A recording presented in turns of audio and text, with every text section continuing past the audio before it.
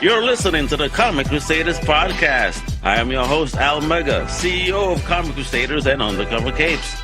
In this show, I'm sitting down with creators from all walks of life to talk about inspiration, process, the lessons they've learned, and a whole lot more.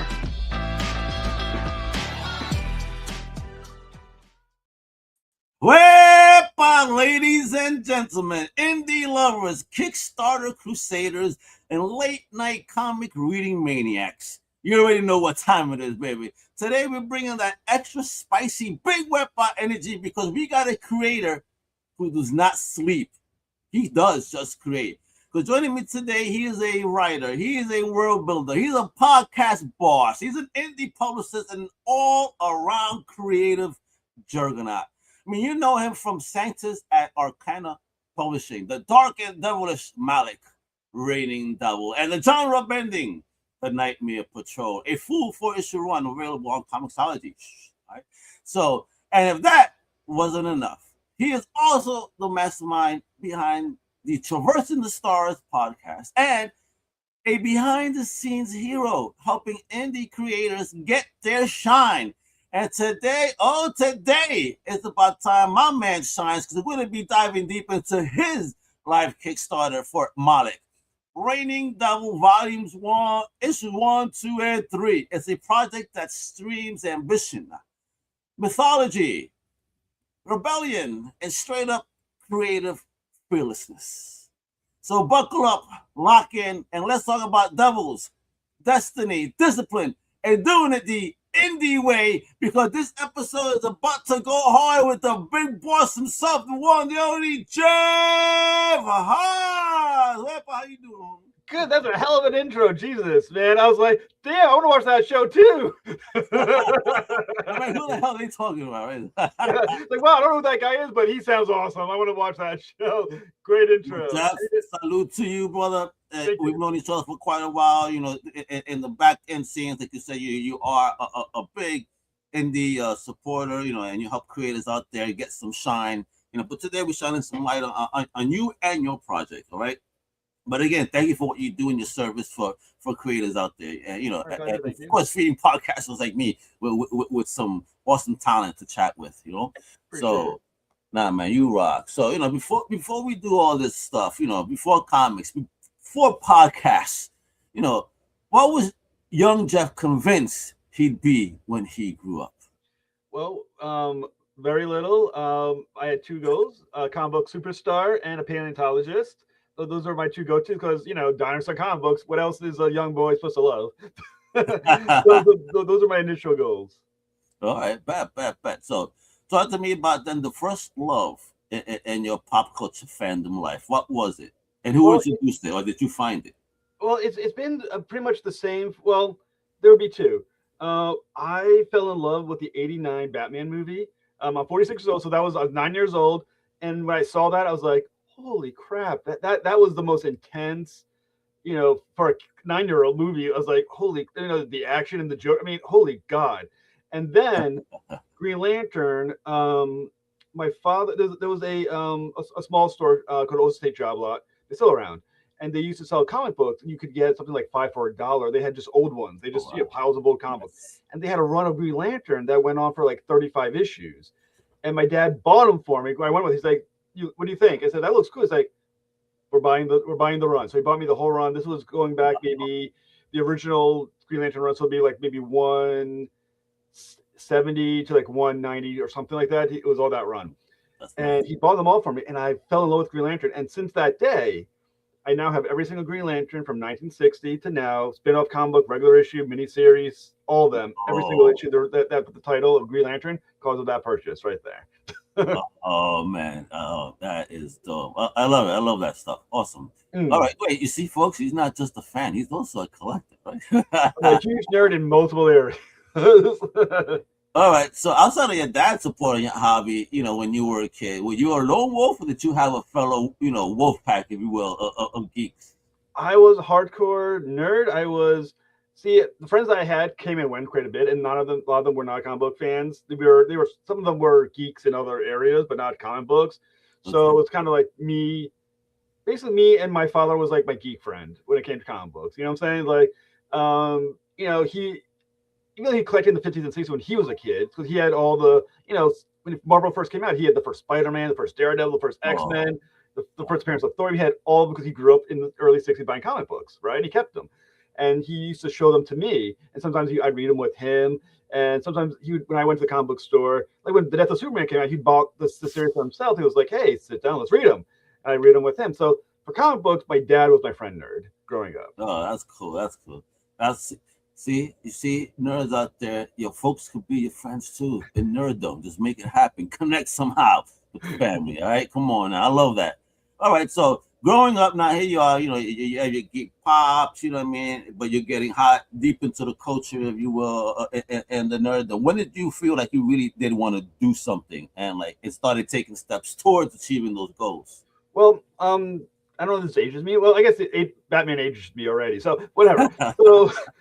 In the early 2000s, there was a small comic book company that came out called CrossGen Comics. Oh, CrossGen, yes. Yeah, they did some of the most innovative, beautiful-looking, smart comic books of their time. And for a while, I had quit everything but Green Lantern. I was buying just Green Lantern and CrossGen Comics, right? And what I love about CrossGen is that they were one of the only companies that had an open invitation to scripts from writers unsolicited. They just take them, right? And I read that. I was like, okay, I'm about my early 20s. I'm feeling, you know, my oath as being someone who probably can write, I think. And I decided I'm going to write a script and submit it to them for a new comic book for them. So this is what I'm going to do. And I worked my butt off and I wrote the script and I was about to submit it. And then they announced that they were shutting down.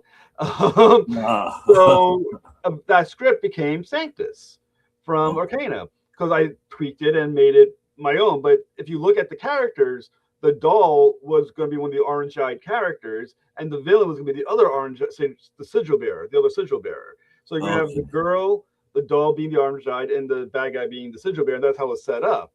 But like I said, they had shut down, like literally, I think, a week before I was about to ship it. And I was like, okay, I'm doing it by myself. And when I had some money put together, I think my late 20s, I did it. And that became my first graphic novel, Sanctus. Okay, wow. I mean, CrossGen was something big. I had a friend that was in love with it. But now, you know, CrossGen is owned by Marvel, Disney. So, you know, why aren't they using any of that stuff? Or have they? In Battle World, just recently by Christoph Gage, they put in 2 characters, I believe 2, from CrossGen. They put in Meridian and Sojourn. I think it was Arwen, the character's name. But I actually got to interview Christoph Gage about the book. And I asked him about the characters, like when you put them in CrossGen, so that means there's a reason, right? That's I should look into that. That's a sign, right? He's like, no, I just really wanted to put someone in for CrossGen. I was like, oh, make it a sign, damn it, make it a sign. Yeah, please tell me yes, they're gonna goddamn do something finally. Yeah, it's man. I mean, I hope they do, but then that was early 2000s. But again, I hope that they do utilize these properties. Again, it's like with DC hardly using Milestone, right? Right now it's ramping up again. But this happens every 5 to 6 years or so. Hey, look, we're going to do something big, and then it dies down. Right. Well, if Disney and Marvel sits on CrossGen, they're losing out on some the coolest characters. I mean, they were unlike almost any other comic book out at that time. I mean, before indies got to spread their wings and tell the stories they wanted to tell, you had all these different disparate type of stories and genres and genres in comic books. CrossGen was that thing. It was like, hey, this is your Star Wars type sci-fi book. I was like, oh, that's awesome. This is your sword and sorcery book. It's like, we don't really have a lot of those anymore, and it's like, this is, ancient caveman type. Like, I mean, they had like every little niche of genre that you could think of in the comic books before indies got to cover that space now. And basically anything you want, something exists that fits that mold, Yeah, isn't that great? I love this new ecosystem. I wish I had this when I was a kid. I mean, it existed, but it was hard to find. But now it's like you could go to just a regular old comic shop and a big shout out to Robot Chicken, right, Jay? He has in his shop a wall is just dedicated specifically to Indian. I mean, it's a wall. Oh, that's Massachusetts, right? Yeah. Yeah, I'm in Rhode Island.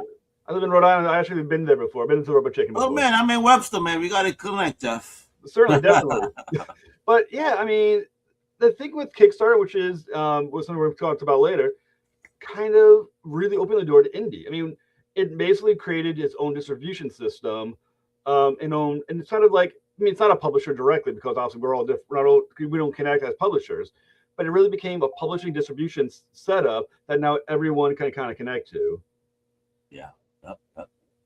Now, let me ask here. I want to start talking about this wonderful project because, folks, you know the routine now. I'm gonna start doing this for every one of my guests. That QR code right up there, go ahead, snap a picture. It's gonna take you straight to the Kickstarter. All right. Now with tax season, we're in it. Don't be bullshitting. I know you guys got money coming. We smell it. So go ahead, back this project. You have 29 days to go here. So once it's funded, you still got 29 days before they take the cash. You feel me? So go ahead, go to the highest tiers and make it rain on this dope project. And for those of you that don't have a phone and you want to see like what are you talking about? What's the link? Guess what? It's right there below. You see that? Kickstarter projects, all right. The end of what? Of all terminus. Yeah. That's my other book. I've Kickstarter. That's the third issue for that will be Kickstarted in April. So it's kind of apparently Kickstarter made them all in the same thing, which is fine. I mean, they're all mine, so sure. Don't matter. But the one here that we're talking about today is Malek Reigning Devil 3 in the project, got 1, 2, and 3. Right, it's gonna be a lot of fun to talk this. Now, Malek feels like a character who doesn't ask permission, Jeff. Just like you haven't asked permission as you're gaming over here and doing your thing, right? Getting creative and stepping into the space here. Where did this attitude come from? Is it all you or collective? So basically for Malek, he's kind of, once again, being a 90s kid, I kind of love the old 90s aesthetic from Image, like from Extreme Studios, like that, to the badass metal looking comic books. I was like, that's the aesthetic I'm going to go for. I the writing I think is a little more elevated and it's a little deeper, but from a visual and action standpoint, very much 90s Extreme Image type look. But Malek is represents the wrath of God. That's who he is. He's the angel of God, God's wrath, or he was. And as God's wrath, his whole setup, his whole reason for creation is to destroy. Right? He destroys cities. He kills Nephilim, who are rogue Nephilim. He fights demons. I mean, that was his whole shtick for God, right? God would send him to when he has to destroy a city. Malek is who you sent, right? Malek is basically God, Godzilla. God's Godzilla. Right. Like turning a city to salt, that would have been Malek. He did that, right? And so God, but he also was viewed as a hammer. You know what I'm saying? Someone who does what you tell him to do, kills who he tells him to kill, and he doesn't have his own agency, right? But so God decides, what we're going to do is we're going to send him to hell to kill the devil. And I'm going to put him as the new king of hell because I think I can control him. Well, the problem is Malek figured it out. After he went to hell, got damned to hell because once you step in hell, you're automatically not allowed back in heaven. You're in hell. Becomes Lucifer because once you kill Lucifer, you got to become Lucifer. So now he's the new king of hell. He realizes this is bullshit. Why am I being damned to hell for eternity just because you want me to do what you want me to do? This is not okay with me. And guess what? I'm going to come for you now. You screwed me. You're screwed. And now he's realizing who he is as an individual. He's realized his own agency, and he's going to get revenge on his creator, which is God, for what he did. Finally decides to do something with his life, and it has to be to kill his own pops. That's it, right? I mean, we all have to determine what do we owe, those in our world, right? Like, at what point is it not okay anymore? At what point do you say, screw it, I'm pushing back on what I was supposed to be doing? You know what I'm saying? I think we're all at that point where we're like, am I doing what I'm supposed to be doing, or do I want to do what I want to do, or what I should be doing for myself? And I think that's kind of where he is symbolically. He's like, I'm going to make the decision now for myself. And like you said, his decision, unfortunately, is killing his creator. But, it's a comic book. It is what it is. I dig it. Now, is there a moment where maybe Malek surprised even you as you were writing the character? Was there a moment in the story you're like, oh shit, wait a minute, I didn't expect me to? Well, in a lot of so my initial goal was I'm gonna have 2 issues in hell, 1 in purgatory, 2 in heaven, and 1 at the end. The story at the end, the epilogue, is gonna shock a lot of people with that. So I can't even talk about because 3 issues down the road. But when I thought about purgatory, I was like thinking about my character, right? And I was like, why is he going to purgatory? And I kind of realized a little bit about his character, which is, for the first time, he really has to be someone who plots, who plans, who makes future choices. And that thought about him didn't really occur to me until I was plotting issue 3, and I realized, I don't have him really. He does a lot of like I said, like a hammer. He just almost like a John Wick, goes through hell, kills who he needs to kill, takes over the territory, right? Goal, easy goal. And then for the third one, I realized this is the first time he's really having to plan a future. What do I do next? How do I determine for myself how this road is going to play out? And I think that was my first indication of, now I understand issue 3. Issue 3 is him for the first time truly stopping and contemplating the road ahead of him. And that's what issue 3 became about. My man, and you said you already have Epros 3 issues away. So this story, it's done already? So the third issue, the penciling and inking is all done. Juan Amaran, who's my artist, Juan Manuel Amaran, is the artist. He finished the pencils and inks. That's all done. 36 pages. This is a 36-page comic for $8. The coloring is 10 pages in, and then the Kickstarter basically is to finish the coloring, finish the lettering, and print. But the actual pencil ink art, all done for all 36 pages, including the covers and inside covers. My man, you hear this, folks? About to deliver. Jeff is about to deliver. There's no way this is not happening. I think I will have it out to backers by April or May, depending, how quickly, how well the Kickstarter does, and where, the moment it hits its goal, I can start, at least my own mind be like, hey, I'll pay myself back, so I can start throwing the money out there and wait for the money to come in, so it happens quicker. But it's going to happen. It's guaranteed to happen. It's a question of time and hopefully how many people want it, which will be fantastic. Hopefully many. It's gonna be a whole lot. Don't you worry. We're gonna show them the whole Kickstarter in just a second, but we gotta learn a little bit more about the world here. Sure. We got and tease people, make them anticipate. Want it. Now, if Malek walked into a room full of comic anti-heroes, who's he side-eyeing first? Spawn. Oh, damn. Immediately he looks at Spawn and he's like, he's like, shit, that guy has power. He's fought devils. He has fought God, or at least fought heaven. He looks at him going, okay, this is my rival. This is the guy who I need to take out first if I'm going to take out the rest. Spawn's first. Oh, man, look at Jeff characters who are in jail. He's already planned this out. Okay, this is the guy, get the biggest of them all first. Show them who you are, baby. Yeah. Exactly. I mean, that's what you do. If you're ever in a fight, look for who's going to be your biggest, the biggest trouble for you. You take him out first.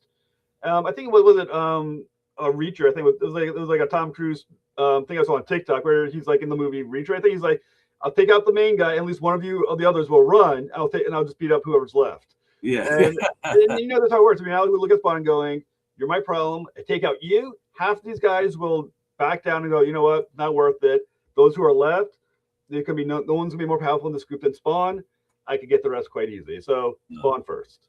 Thank you. And see, I feel the way, Spawn is one of my favorite characters, but I give it a pass because indie versus indie, so I kind of think that you don't get too many of those often. I mean, I love Spawn. I buy most of Spawn comics now. Scorched, Gunslinger Spawn, King Spawn. I buy them all.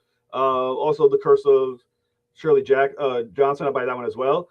And his influence of Spawn in Malek. I mean, it'd be a lie to say there's not some influence there. Especially, I said 90s image. Can't go more 90s than Spawn. And but the concepts of heaven and hell and how he did them as well. Exactly. I mean, the whole image, because then you have the darkness and the Witchblade and Ascension.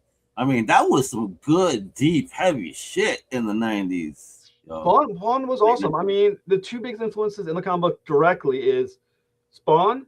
Because, like I said, you can't do better than McFarlane did it. Visually and story-wise, it's the best. And then there was a comic book in Extreme Studios called Extreme Sacrifice, where Chapel, board Chapel, and he decides to take over the world. And he has Crypt, and he fights the Prophet and all these other characters. I had that on my wall. I loved it so much. It's still on my wall. It's the only unsigned book on my wall. And I've read it so many times that it's in shit condition, but my God, that was a comic book I loved so much. I know what you mean. That was a good time. Chopper was a hell of a character. Also part of the myth as the man that killed Al. You know. Yeah, bro, that was good shit. Good shit, bro. Oh man, we gotta hang out, Jeff. We gotta hang out. Indeed. We're gonna bring the ruckus any place we go to with the comic book nerddom. Come on now. Indeed. Now, what's harder, Jeff? Creating a world or knowing when to stop adding to it? I think it's hard to create.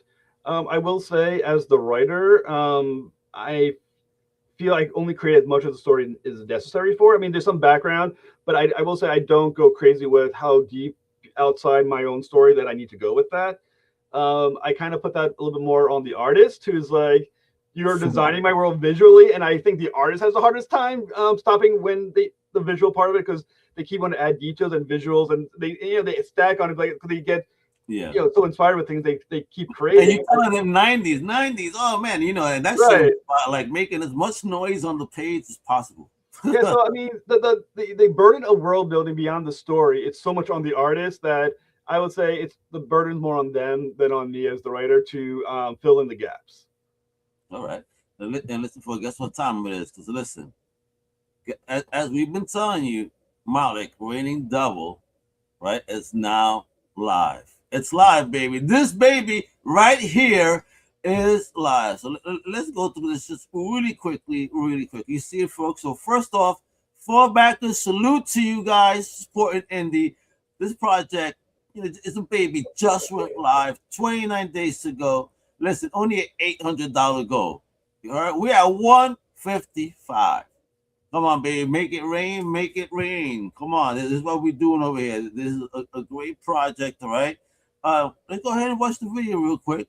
All right, and then we're gonna do a whole rundown of the project, all the goodies you could get, and how much more of the world you're gonna learn about over here. All right, so check this out, folks.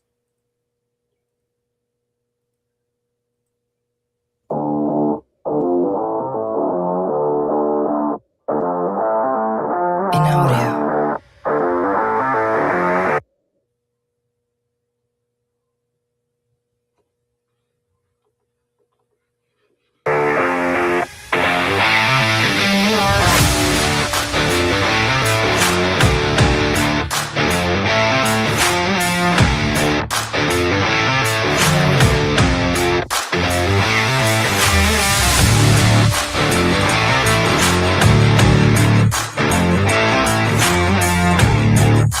And that art looks, it is 90s. Look at that color in that art. Sick.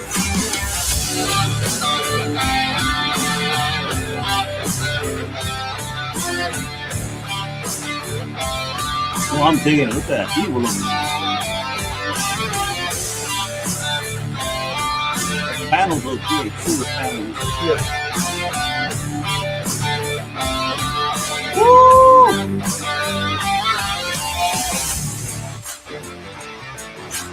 Oh, that looks crazy.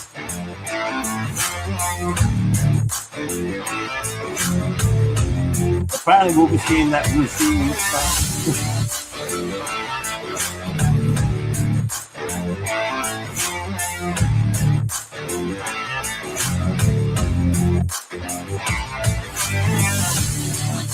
Look at QR code above my head. Right to the Kickstarter. No, you can see it.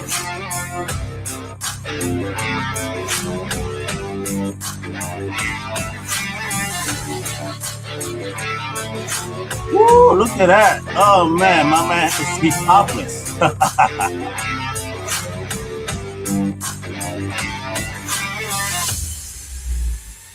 Oh.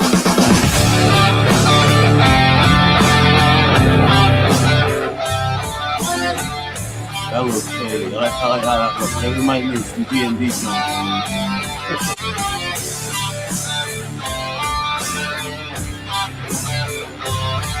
That covered the tattoo right there. Come on.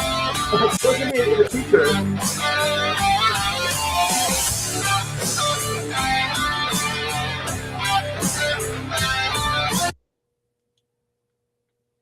And there you go, folks. I mean, isn't that a pretty looking project right there? What? Man, come on, Jeff. Salute to you and the team. Now, I always love to know the story of what I like to call the promance. Okay. So how did you meet your squad? How did you hook up and build this team that you have for this project? Well, okay, so going back, the story originally started from another publisher, right? The publisher published the first 2 issues and actually published, or at least started the 3rd issue as well. But as things happened, the publisher quit comic books, decided they didn't want to do anything anymore, and basically me back my comic book and said, this is yours. You can keep the pages that are complete that I already paid for. They're yours now. Finish the book as you want. And it was the publisher who connected me with the artist who has done issues 1 and 2 and the 3 spin-off short stories tie-in books. That's all the same artist. I've been with him now for maybe 5-6 years now. Oh no, shit. It's been 8 years now we've been working together on things. Oh, wow. So that was the initial short story that launched the whole thing. And I guess it's been 8 years now that I've been working with my artist with Juan. Excellent. Look at it. And look at this right here. Look at this art. Look at the pages. Look at the lettering. Come on, folks. And I love the borders of the pages and all. Everything looks so dope and scary. They're not playing when you're talking about bringing that Spawn aesthetic to it. Holy shit. Bro, how did you explain this to your artist? The character basically was based on a real demon, and I sent him the name and some ideas, and like I said again, he just knocked it out of the park. He the one thing I realized as a writer, or at least myself, it may be projected, but myself, is that I have great ideas, but visually is not my strength. I'm not a great visual thinker. I'm a good conceptual thinker. So I trusted my artist and said, as the artist, I have a feeling you're great visually. You probably have a great visual mind. I'm hoping to trust you to make some of these characters for me and make them work. And he did. He visually has this amazing mind, and his characters are amazing as well. And I gave him little ideas well, here's a name of character from biblical sources. Do something with him. This is my vision of an an angel, obviously closer to the movie The Prophecy than Cupid, cherub with little wings type angels. And he just knocked out of the park. And sometimes I think as a writer, trust your artist. They are visually probably stronger than you are. It's their work, so they also know what their strengths are. Trust them to do the job. And I trusted my guy, and he knocked it out. He killed it, and I get more impressed with him. The 3rd issue, it's so far beyond what the first 2 issues look visually that he grew so much in that time that I sometimes I got the page and I was like, holy crap! It was I couldn't believe how good. Is it the same guy? Yeah, I was like, you stepped up, dude. You stepped up, and I was like, just wait till what issue 4 must look like then. That's because you also believe in him, and he gets to keep working and improving upon the craft. So again, sometimes an artist just needs also, that good partner that believes in them, pushes them to put in the best work. Yeah. And you're definitely. Oh man, look, who the hell is that big-headed green guy? Yeah, he's one of the Lords of Hell. And he's challenging Malek, because Malek basically brings all the Lords of Hell in issue 2 together, and basically says, I can either keep killing you all, or we can come to a truce. And he brought the Lords of Hell, because it's kind of like Dante has all circles and stuff like that. Yeah. And some of them are like, yeah, this is a good idea. Some of them are like, no, we just got rid of one devil in Lucifer, or you killed Lucifer. This is why I follow you. You're a fallen angel. We don't know you. And so Malek has to make a decision. What to do now? Because I'm killing you. I want you to stop because I'm going to murder your whole tribe. Your whole level is going to be gone, son. So Indeed. just if you follow me, we good. I promise you nothing will happen. That's why. Jeez. Come on, man. The green guy, it reminds me a lot like the Violator type character. So he looks to me like he'll be a little troublesome little scumbag. Well, like I said, it's anyone who gets to read issue 2 knows what happens to them. That's actually a T-shirt you can get with that on the T-shirt. It's a black T-shirt with that on the front, which looks awesome. That's the killer cover, which is the variant. That is fire. This is a great poster right here, bro. Yeah. This is fire. What the fuck? I like this a lot. This is also a tattoo. Yeah, I mean, yo, this looks really great. I'm digging the shit out of this cover. All right, back. that's Dennis Valencia's variant cover that he made. Oh, Dennis Valencia is a great cover artist. He always helps me at least doing one variant. So that's the variant cover to issue 3. first off, Malek looks crazy here. Love that look. And that shit behind him looks like something straight out of Hellraiser. That is the Lord of Gluttony. Jeez, yo, what the fuck? That is, yeah, I'm not gonna sleepwalk tonight. Thanks, Jeff. That shit just fucked me up, boy. Holy shit. That's Oh, issue wow. 3. Like I said, he steps up. These issue 3 looks crazy. I immediately see what you were saying. I know Yeah. those other pages were showing was from earlier books, but now you are not lying, Jeff. Holy shit! Don't is that motherfucker alive in the front of the boat? And it looks like it's alive. What the fuck? Wow, this looks great. Yo, bro, your homie really did step it the fuck up. I'm telling Jeez. you, and the coloring's gorgeous. It's it steps up on coloring as well. There's a lot going on with issue 3 that you can. It kind of goes from the first 2 issues I think are good, but issues 3 it looks so damn professional that I think you put this next to anything in Image and you would look at it and go, is this the Image comic or is that the Image comic? I mean, it really steps it up. Oh man, look at this thing. My man's walking around brainless because this is the topless guy's sake. Yeah. So in the original 8-page short story, to go to hell, Malek is commanded to damn himself, and he does it by killing one of his brother angels. Ooh. And in Purgatory is the realm of the dead for angels and demons. So when he goes to the graveyard of Purgatory, all your sins are laid bare before you, including those he's killed. And the angel that he killed is now raised from the ground to now get his revenge. So Ooh. that's the angel he killed. That's why he's missing his head, because he got blown off by Malek several issues ago. So whatever's left of his brain is just stuck on killing Malek. Gotcha. Yes. All right. Well, that's what revenge is, right? Yeah, and that is some scary looking shit. I'll tell you that much. I mean, Malek, even in that second panel, you kind of could tell, like, what in the fuck am I getting into? Yeah, I mean, I like that. He's like, oh shit. Well, in the issue, a lot of it happens in the issue where he kind of has to now deal with his sins of his existence, right? So all those he's killed appear in the graveyard of Purgatory and are obviously gunning for him. So now he's confronting his own sins of his creation, behind his creation. Wow. I mean, I'm digging this. All right, folks, we got to get into this, right? Because, Jeff is busy. He keeps getting pledges now, and, he about to be making all this bank, all right? Now, we were kind of talking about a little bit about this in the green room. But, let's talk about this. Kickstarter is part creation. It's part marketing. It's part emotional roller coaster. Yes, it is. It is. What stage hits you the hardest?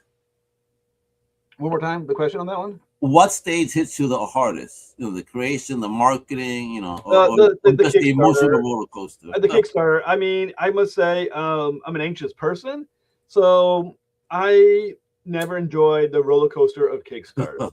The highs, when you're anxious, lows. I mean, you're in the wrong business, buddy. If you're anxious, I'm telling you. So, I mean, like I said, one of my weaknesses is that I fret more than I should. I'm a fretter.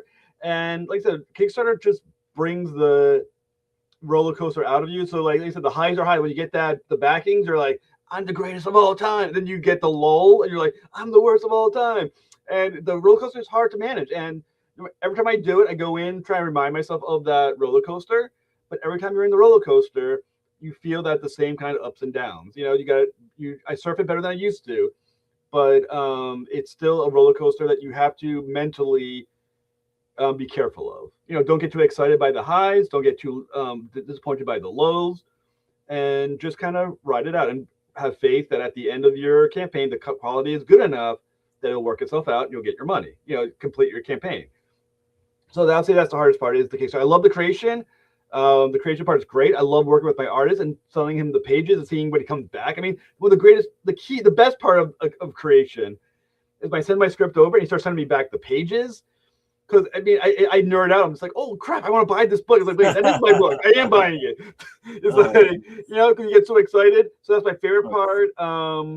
Obviously, fulfillment is not always fun because it's just work, but it feels good to know that you've got the backers. But the hardest part is the Kickstarter.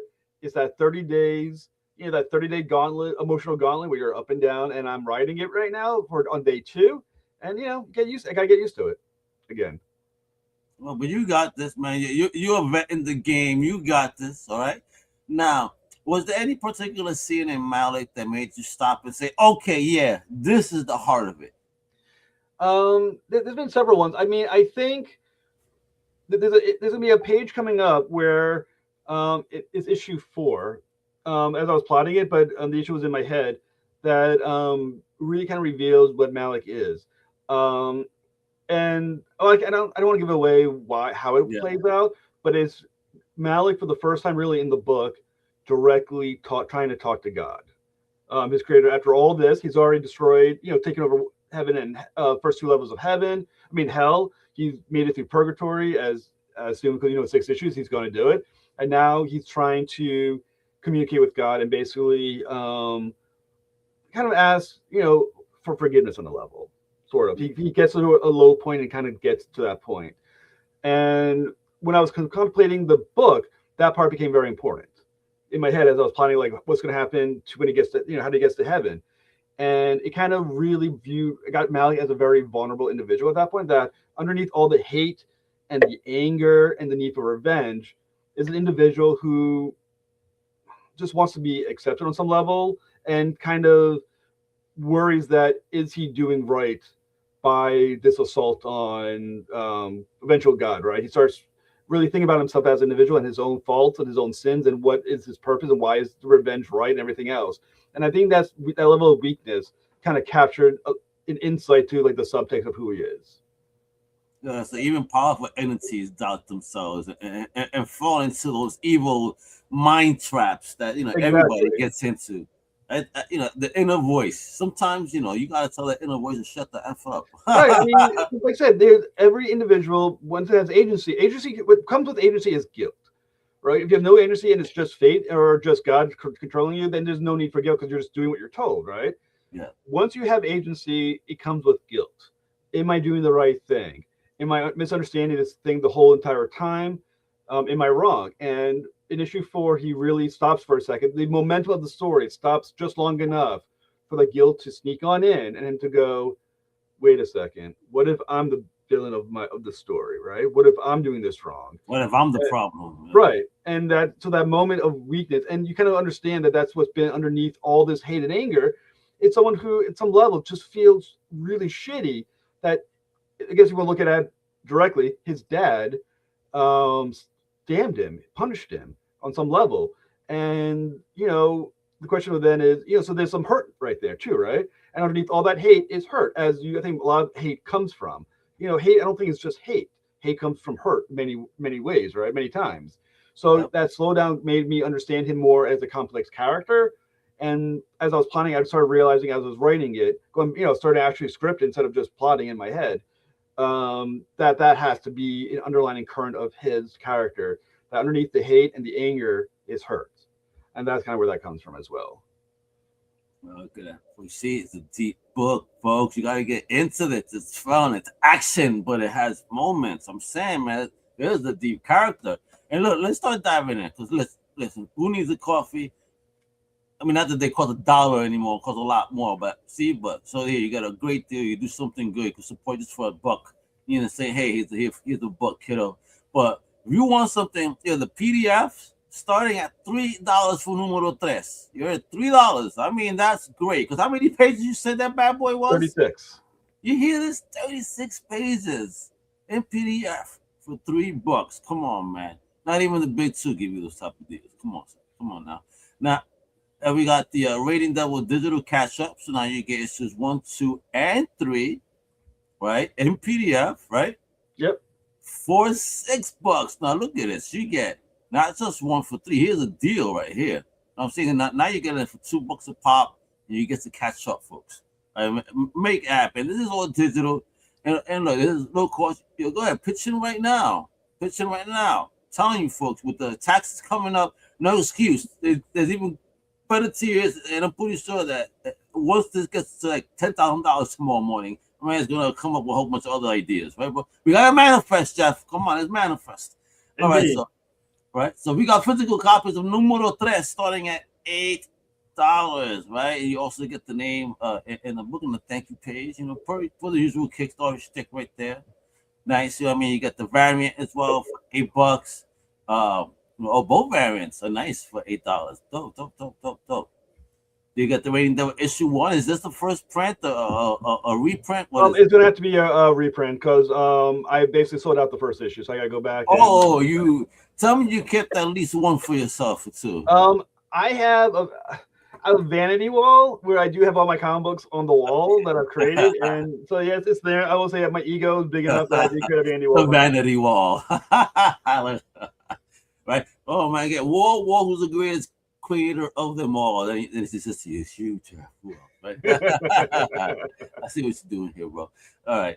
And then we got issue 2 again for $8. You got the indie community. Oh, man, look at all. Is that your collection right there? Some of them are mine, but what happened was indie creators that I knew donated their PDF of one of their books to me to sell as a community bundle. So you get 20 PDFs for $17. That's 20.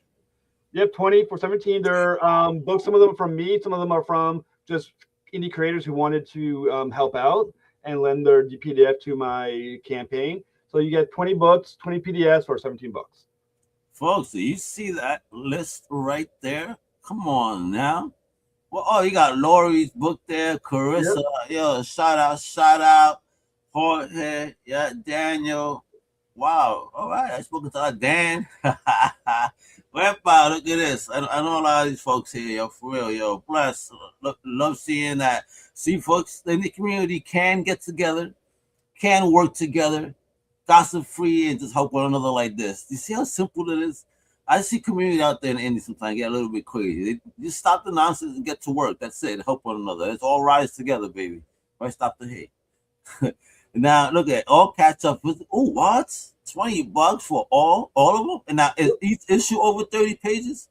The first 2 are only 24. The third one's 36. So all right. 2 are standard size.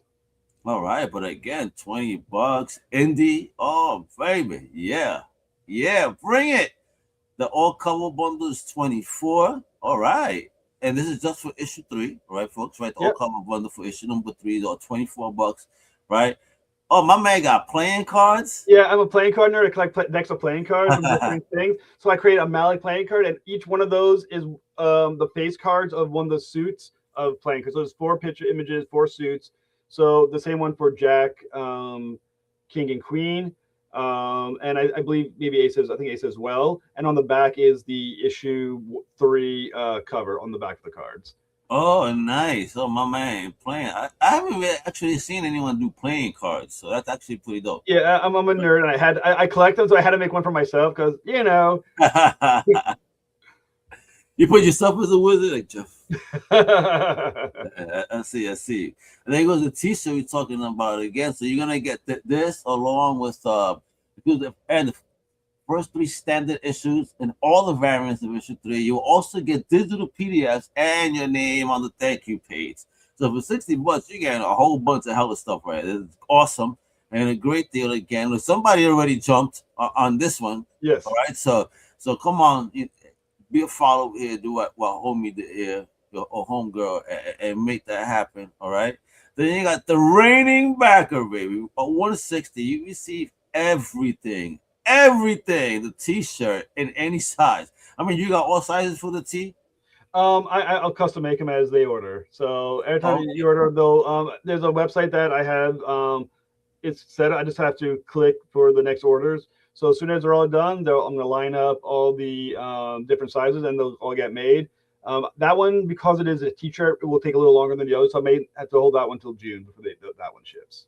Yeah, so you heard it, folks. So they're gonna have all sizes, all everything. The playing and about the playing cards. I mean, them Jones is set. Oh, the set will that's I already have my copy, my own playing card. So once again, I just gotta reproduce. My man's already playing, showing them off. We want to play cards, folks. I'm thinking of doing a live show, and I showed the cards, and I on Instagram I may do that as one of my episodes, maybe later. But the cards look so cool, and they're good quality cards. They're not like the shitty thin like breakable. They're like quality cards.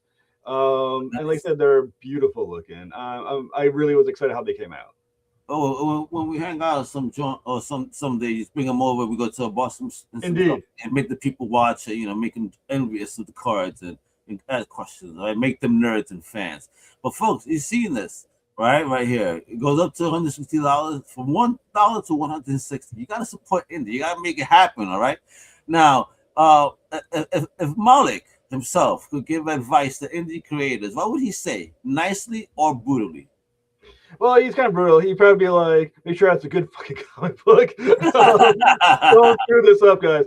Don't F that shit up. But Malek would be a supporter of indie, I think. I mean, he's a rebel, right? And so is indie on some level. So on some level, I think he would understand the indie drive because he has a drive of his own. So I think he'd be supportive of indie. All right. Now, let me ask you something. Three more questions, actually. Not about yourself here. What's your creative tell? Like, how do people know you wrote something without them even seeing your name? Oh, that's interesting. I think you can pick it up on the names. I usually grab names from mythology for my character with a little bit of a tweak to it. So you notice immediately the names, you're like, that sounds like Jeff. That's a Jeff name. You'll notice that there's at least one character that doesn't use contractions because it makes him sound a little more elevated. So always have that one character that has like a slight elevation in his speech. So you'll know, again, that's me talking right there. And usually there's a little bit of philosophy, theology background where that's questions. I'm practicing an atheist, but I always get curious about theology and why people believe in things. So there's usually an undercurrent of belief somewhere in the story. All right, take that out. My man playing, you heard him, right? Now, when this Kickstarter ends successfully, we all know it will, thousands going to be raining tonight, baby. Now, what does the next chapter of Jeff Haas look like? What are we getting into after this project? Okay, so the next year is going to be nuts. Absolutely freaking nuts. In April, I launched End of All Terminus issue 3. About a month or so later, Nightmare Patrol issue 5 finally comes out. And then within the next year, for this point next year, I'm going to have Nightmare Patrol is going to be completed, all 12 issues. It's a 12-issue total run. That's going to be all completed. Terminus issue 4 will be ready by this time, April of 2027. And then Malek 4 will be launched assuming this goes all well, in September. So in the next year, I got a lot of things, good coming out right now. I'm going to feel like a publisher, like a DC publisher is like, this next book's coming out. And it's going to be a crazy year where a lot of the stuff that I talked about and it has teased for a while. I mean, Nightmare Patrol started almost 10 years ago and went on hiatus, but it's finally going to come back, and it's going to come back hard. Art by Juan Amaran, who's doing Malek, will do the art now of Nightmare Patrol, and it's going to be nice. Excellent. I'm excited, Jeff. I'm excited. Now, you doing any conventions this year? Local or as you know, in the area, the conventions are hard in the Rhode Island, Massachusetts area. There's the big ones: Rhode Island Comic Con, Tripicon, Van Expo, Boston. That's out of my price range right now because they're like $400 something a table, and that's just not going to happen. Oof. I'm thinking I'm going to probably go to Plastic City Comic Con, which I love. The one Keith Gleason, who's also my letterer, is doing that one. I'll probably do that one. And then there's other ones that are kind of on the small side where I've been to a few that are way too quiet. So after Plastic City, I'm going to try to feel my way to figure which ones are good enough where it's not like the Celebricons, where it's like, hey, let's come to celebrities, and it's all not signature modes. Yeah, that's right, what I call them. I hate those, man. There's hardly any vendors. Everything's overpriced, and then out of 10 vendors, 6 of them are Funko guys. They're like, God, I hate seeing. I know, no hate on the pods, but come on, man. Exactly. You know what, cons? One guy or maybe 2 people on opposite ends that could sell it. Nothing. I don't want to see like every fucking Right. item who's selling that shit. Right. And then other conventions in the area, some of them are so small, just like the ghost town conventions, where I've been to a few where you sit there and like you look, it's like no people coming in. It's like it's 12 o'clock. You see that rolling ball of hay, right? Right. So after Plastic City, I gotta find Plastic City is, like I said, that's been my favorite convention I've ever been to. But I gotta figure out which other ones look in the area. I've heard it's really good. Are good, and it's tough because I feel like we are in, like, especially Rhode Island and Southern Mass is a rough spot where there are not a lot of strong conventions right now. No, just normal locals, the Northeast, but it's also the same people. Yeah, saying the same stuff. Not bad on them, but I'm saying that there needs to be a new energy, a new blood. Yeah, of that. I don't know what happened. You're absolutely right. It did change a lot. I mean, cause, I love Rhode Island. No hate on them, but right. They're very. It shouldn't be called Comic Con because they do really focus more on the. Well, I kind of feel like Rhode Island Comic Con, as it expanded, it's become. I mean, it's been a huge convention at Rhode Island Comic Con, but I kind of feel like it got to the point where the locals were like, we're going to surrender to Rhode Island Comic Con. They'll get they're the Rhode Island convention, and we're just going to not bother. And it's like Rhode Island has a niche, but their niche is celebrities, wrestlers, random things. They're not truly artist alley, not really.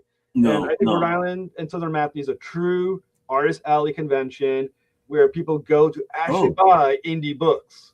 Indie Comic Con. Did you do that one yet? Indie Comic Creator Con, IC3. I don't know that one. Oh my God, Jeff! I'm sending you to heaven. Okay. I'm saying, hey, this is not purgatory. This is indie heaven. So, IC3 is basically all. The first one was hosted in a college over here in Connecticut. It was only a one dayer. It was 50 tables. It was about 50 tables, right? All indie creators only. How much a table? From what I understand, it was cheap, and it continues to be cheap because now the website comicartfans.com. Okay. Apparently, they bought that convention or work in conjunction with them now, so they're going to be going national. But I believe the next one is still coming up in Connecticut, and I believe this time has like over 100 tables, and it's again all indie creators. I'll tell you that when I went to that first show, I ran into showrunners of other shows that we spoke of. I'm not going to say which shows, and I said, "Hey, what are you doing here?" "Oh, I'm just checking this out because trying to get some talent for my show." But all right, so how do you feel about it? He goes, "I'm fucking shocked. I can't believe it. All comic book focus, and for it to be full." Dude, it was a lot of people. I got like 30 interviews on that day, just hitting them, like new people I never saw before. It was fantastic. People that I've interviewed on the Comic Crusaders podcast that I met for the first time, and even helped at least two of them make connections with publishers that were there as well. So it's creators and publishers. You guys send me the link. And also I'm gonna find this and send it to you. Yeah, because you have to hit this show. This again, it's about indie comics, indie comic creators. I see indie comic creators. But man, it is the best thing. I had fun, Jeff, and that needs to be the place. Yep. Okay, great. I have everything set for you. When we get off, I'm gonna hook you up with these links. All right, perfect. But yeah, man. So that's what we gotta do. Jeff, thank you for your time, bro. Because again, I'm happy to finally get to see your face after all these years of working together in the background. Because again, folks, if you don't know, he is also helps a lot of creators out there. So before we go, any words on that? If for people, are you taking any new clients, and if so, can they contact you? I currently have two clients right now. Braxton Cosby, who's going to be on your show later this month, and then Doug Mercado from Fortune Fire. He's a combo code Lineage, and he's my client as well. His Kickstarter launches February 16th for 30 days, I think, till so that's March 15th, I believe, or 16th. So if people want to contact me, you can find me on Facebook. Ask around. Most indie people know of me or have met me, so you can ask around. They'll be able to connect you with my email, like Lori Casatera. She was a former client as well. Dan Price, of that nature. Awesome. So you can reach out. Basically, I work usually on the campaign for about 6 weeks. I usually charge about $250, or sorry, $300. It's $300 now. $300. You hear that? and you getting work, because he definitely does his work. He gets out there, and I see him from the background. That's why, you know, and again, for a while. So, you know, people, you know, last only when they're good, and that goes to as a testament to your skill. So again, thank you for your service, you know, to the creator, but thank you for also being a creator and sharing in your journey. We appreciate that. All right, that's what it is. This is the moment, folks. This is your moment, mi gente. All right. So if you love both indie storylines, you know, mythic energy, and creators who put their whole soul on the page, then I need you to go and back this project. You know, Malek, Raining Devils 1, 2, and 3 is live on Kickstarter right now. Support indie creators, support fearless creators, support stories that don't play it safe. All right. Now, links are in the description, all right? And also, look, that one below and that one above, all right? So I got 2 links for you. You know, either go ahead, grab your phone real quick, go ahead and snap a picture of that, all right? Back it, share it, shout it from the rooftops. Not literally, because safety is first, all right? I'm not telling you to get to the roof before it's icy up there, right? Especially in the Northeast. And let the world know indie comics are alive and thriving. You heard? So, Jeff, thank you once again for coming on, you know, and bringing the fire. And, you know, and the geekdom, I see your passion for it, so this is why I know it's going to get funded, and no problem. I mean, easy peasy, thousands. Going to make it rain like you're in a strip club tonight. Watch, all right? And to the Crusaders out there, I need you to stay loud, stay proud, and always keep creating. WEPA! Thank you for listening to the Comic Crusaders Podcast.